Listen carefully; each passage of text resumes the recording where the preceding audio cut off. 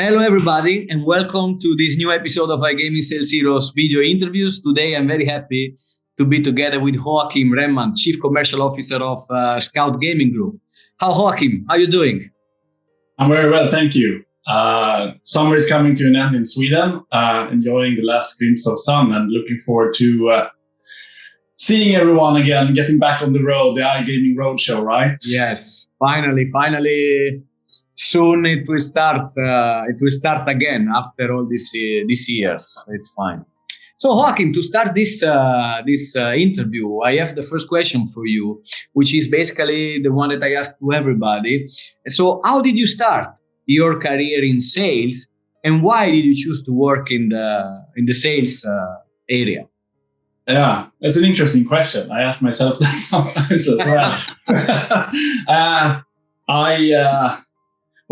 I kind of started, I had some early stints with sales in my life while studying. A 16-year-old, there was a company doing telesales. So, a friend told me, you can go in there, you can work the same day, basically. You get a phone and you call people up, and if you make sales, you get commission, right? And this was extra money. So you would go there after school in the evenings.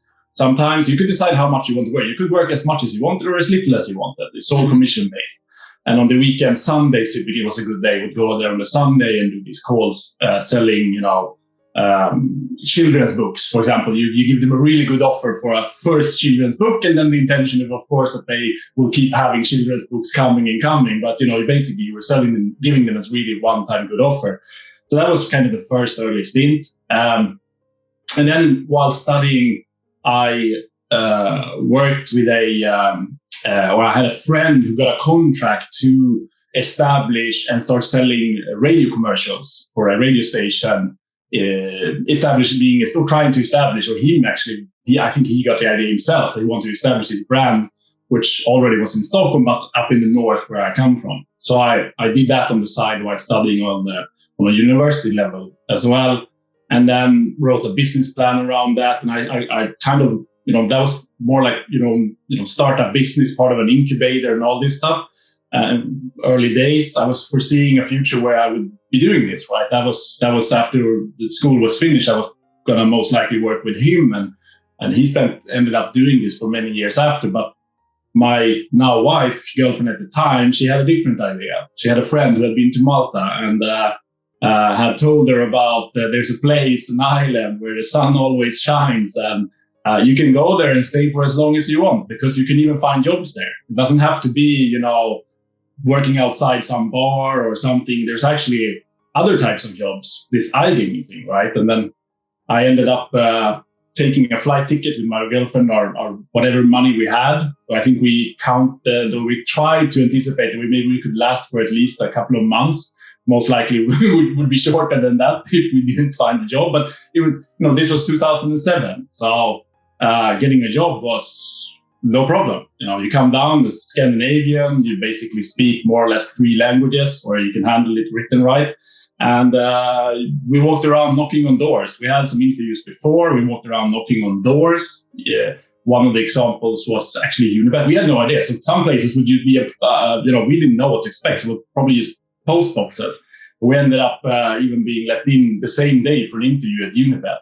So at the end of it, 2 weeks in, we had a 3-story townhouse for ourselves, fully refurbished. Didn't cost like it does these days, not by a mile, in the center of Slema, Bisassa Street, there close to the plaza.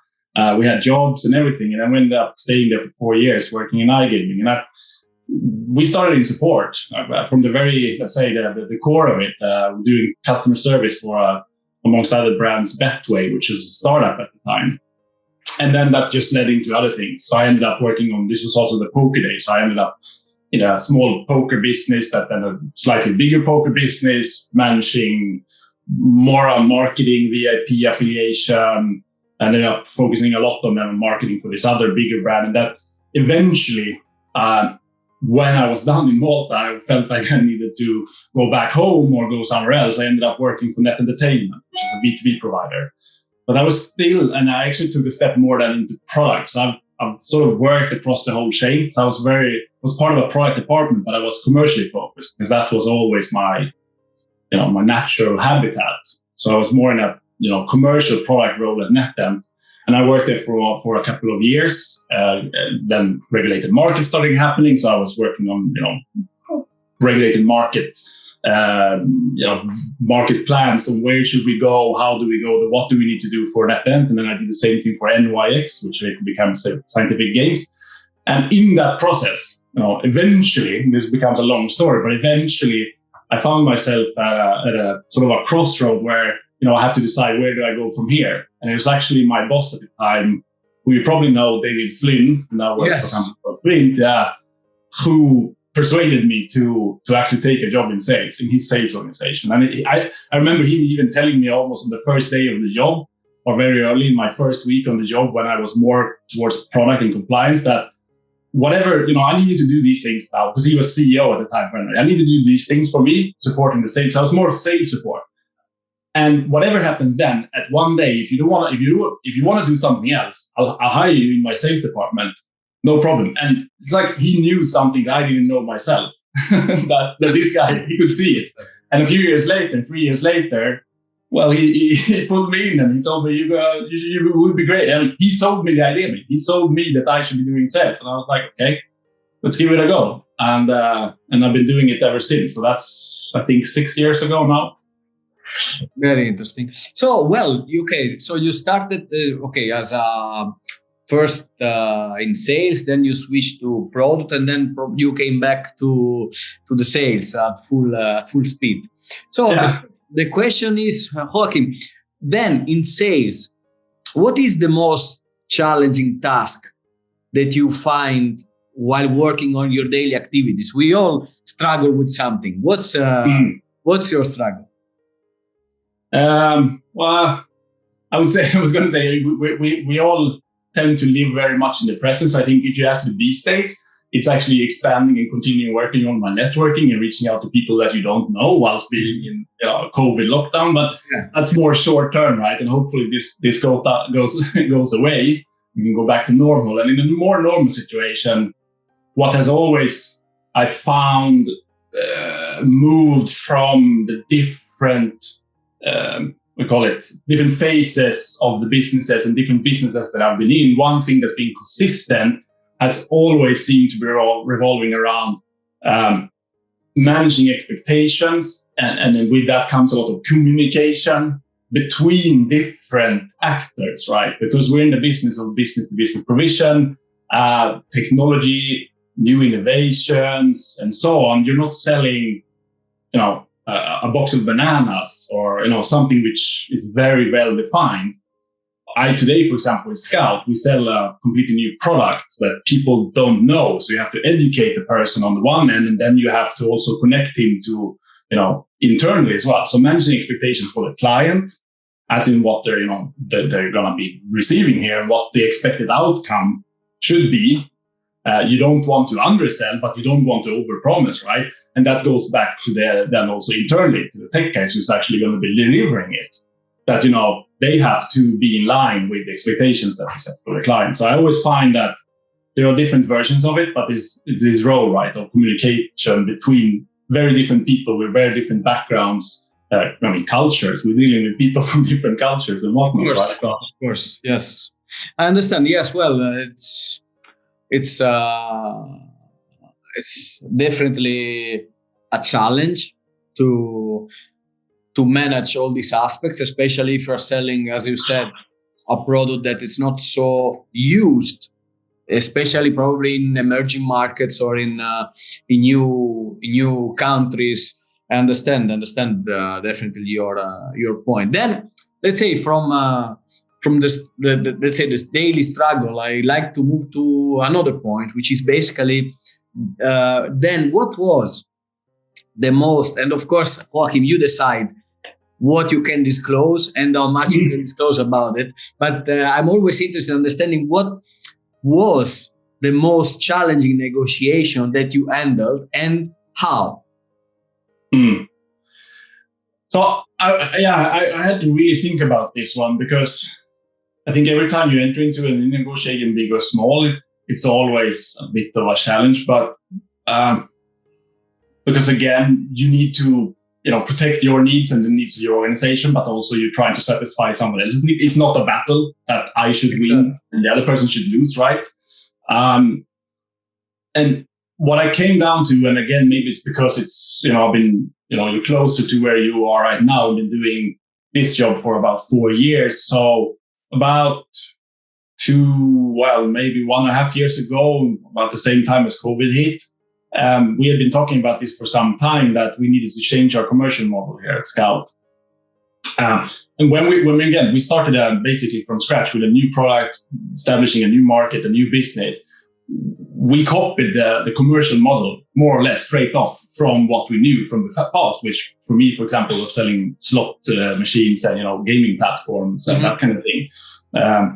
And so we copied the commercial model exactly straight off from the bat. And then without really knowing, is it a perfect fit for what we're selling?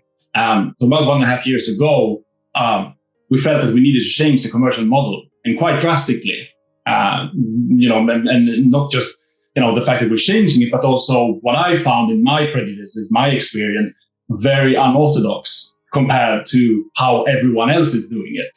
Mm-hmm. And we still have some of our clients on the sort of the standard way of doing it, but moving the existing clients and starting, with the biggest and most important client, of course, because that's the ultimate test. If they can accept these terms and this way of us doing business, then we can probably take it step by step from there, and if they can accept it, then probably the smaller guys or the so on. And it's almost like you don't want to. You have to, in a sense, that's the one you need to get over first, because you need to protect them and have them on, right? And so, how we get to the point that the negotiation, I wasn't even sure myself. Are they just going to laugh at us when we come and say it? Because at the end of it, and this is the same thing as well, every time you sell something new as well, is that the first reaction, I know it. I can await it and anticipate it, that when it's going to come, the reaction is that, okay, so basically what you're presenting is 3 times of the industry standard. It's like, yeah. But then you have to explain why, right? Well, you could have told them, yes, it could have been 4 or 5. Because everyone's expecting, we don't have to go into the numbers exactly, but there's an expectancy of certain levels. We talk about rev shares, for example. People expect a certain way of calculating that and a certain number, and they can get very fixated on that, right? That specific number, and just comparing, apples to pears. Okay, if I pay this guy this, and then I should pay this guy that. But So that was really, and how it was solved again was just intense preparation, and in terms of working numbers, spreadsheets, Excels, having a lot of meat on the bone, having lots of arguments prepared on a long paper. I think it was 2-page paper going into that first meeting, and just being ready for everything. But and again, it was trying to convey the message, but being very clear about why this is in your own interest. This is in your interest to actually accept these terms, even though, the immediate reaction might be that, why should I pay you essentially more than what I'm already paying? There's on a contract that is still valid. Why should I enter into a new contract and start paying you more? Yeah, of course. Understand. All right. Well, this was definitely, let's say, challenging, but I think you managed, so it was okay. Then Joakim, I have a next question, which is actually again, I found it very interesting because I really enjoy and like everything that is related to sales. And personally, I am on the side of reading sales books, which sometimes they're not exactly and strictly related to, let's say, sales techniques, but also related to body language or to different cultures and how they approach, for example, feedback, or how you manage different cultures. So I'm asking you, do you have any favorite sales book or any favorite books that you think could be related to sales that you want to suggest to the people that are listening to this video interview? Yeah, I do. I actually watched a couple of your previous videos beforehand. I saw Erkki saying that it's been something like 20 years since he last read a sales book. And could be the same thing for me, not 20 years, but I tend to not read so many, let's say, entirely sales focused books. There's one book that I read a couple of years ago, which people may have heard of. It's a book called Thinking Fast and Slow by a gentleman called Daniel Kahneman, who is actually a Nobel Prize winner in economics. And why that book is good, and this is, again, there are many books that apply to many aspects of life, which then tends to also apply to sales. And in this book, and why he actually, this is the research that goes into this book is part of why he got the Nobel Prize. It deals with let's say the human aspects of how we behave in an economical context. So basically, what they found is that all the research tend to make economical models based on people being fully rational and making rational decisions, whereas that's not how people act. People are most of the time quite irrational when you take a step back and you analyze things. And the whole book talks about the fact that you have two systems being in complete, let's say, constant combat with each other, system 1 and 2, whereas the first system, which you use the most, is the gut feeling, right? The immediate, the quick one. And then you have the analyzing part in which is very important for making big decisions. And people tend to think that they are more rational than they are, and they try to explain this in many different things. And there's one specific example which I have reused many times and always been in the back of my head, talking about negotiation and sales. And they come up with this from their own research, this concept of anchoring, which I'm not sure if you've heard, but it's probably been present in some of the books nowadays around sales, because it's very useful. Anchoring is a bias that we have. It's part of the gut feeling, the immediate actions without thinking that people do. And anchoring is when, if I give you a number, whatever, they have done this many tests many times. If I start at a number, whatever number I start on, you're going to inevitably be wanting be influenced by whatever I say and come closer to that. So if I say 1,000 and then ask you to, and it could be a question, whatever, and I ask a question to you, you will answer with a number. If I ask you, okay, how much do you think this book weighs, for example, your answer on how much this book weighs is going to be higher if I have planted a seed in your head with something completely irrelevant just beforehand. So that goes, for example, in a negotiation, you start high, right? That's the whole thing. You start high and then you meet in the middle. The higher you start, the higher the middle will be. And they have lots of proofs for why that is, for example. So that is a very good book that you can use. Well, yes, actually, I read it myself as well in the past. Yes, I agree with his concept that we have to take into consideration that there are basically two brains still active in our head, and we need to be able to manage both. And also, I believe timing is important, because different timings will activate our different brains. So you need to understand if you're talking to the rational part or to the rational part, when to talk to the irrational part, when to talk to the rational one, and to supply information on the two different levels in order to satisfy both of them. So yes, it was a very good book. I agree. So Joakim, to complete our video, I have the last question, which is basically usually trying to help the sales guys that are starting in our industry and with this job to get from more experienced people in our sector to get some tips. So what are your iGaming sales heroes tips that you can share with all of us? Oh, I feel the pressure now. No, but don't make it so complex. Keep it quick. Try to keep it quite simple. And there are some simple things that for me at least come to mind. And for whatever it is that has sort of made up my career, is that be curious. Always stay curious. Learn to listen. Be helpful. Be honest. And think long term.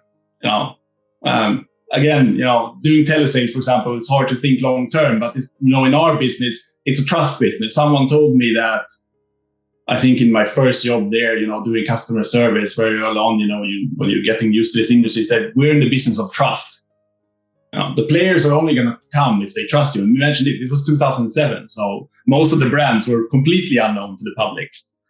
They're not going to come here, deposit money with someone who they don't trust. So you have to build that trust. And I think that goes through the whole chain, from the user to the site, to the suppliers and so on. Because as you know as well, much of the commercial setups is around more like a partnership where you actually share pieces of the profit and so on. I mean, if you're an affiliate as well, you have to trust that the operator is not going to somehow change the terms or trick you or whatever. I mean, these things do happen in life, unfortunately. So you have to think long term and think about the fact that people have to trust you.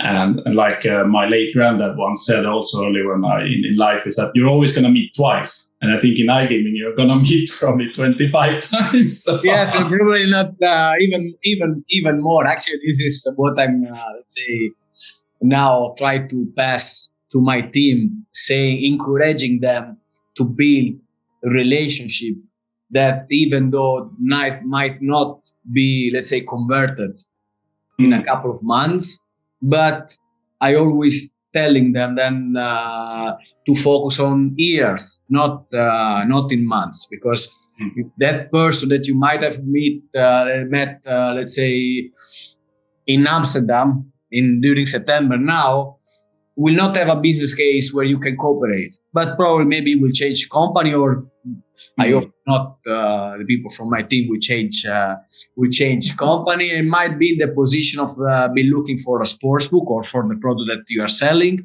and then it will be, of course, he will remember the first meeting, which is the most important one, I would say. The first impression, unfortunately, we like it or not, what counts. And then it might become then a potential business opportunity. So yes, it's a long game. Yeah. It's very satisfying when somebody that you maybe met on a previous job or earlier. I mean, just this last year, we've signed several deals with people that I first met in previous jobs. I've had sales calls with them or meeting them every show. First one, was probably a month into the job, and 3-4 years later, you make the deal. And that's when they're ready. You have to give people time. You brought a very important point. I mean, actually, even myself personally, is probably one of the most satisfying thing when you had maybe a call with somebody that then said, but you're not certified in that market, or so let's discuss when you will be certified. And the moment you get certified, they come back to you, say, the man, now let's talk. Okay, now you want to talk. Let's talk. Yeah. But that is extremely satisfying, and that's they wouldn't do that if they even if you had a good product, they wouldn't do that if there wasn't a level of trust. I agree. That you have inspired in them, right? I agree. Okay, so Joakim, again, it was very interesting one. I like it a lot.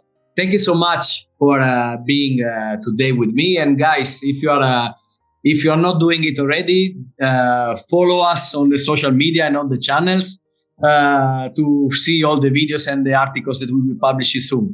Thank you again, Joakim, and see you soon again somewhere. Yes, see you very soon, my friend. Take care. Yes, Bye-bye. Thank you. Bye-bye.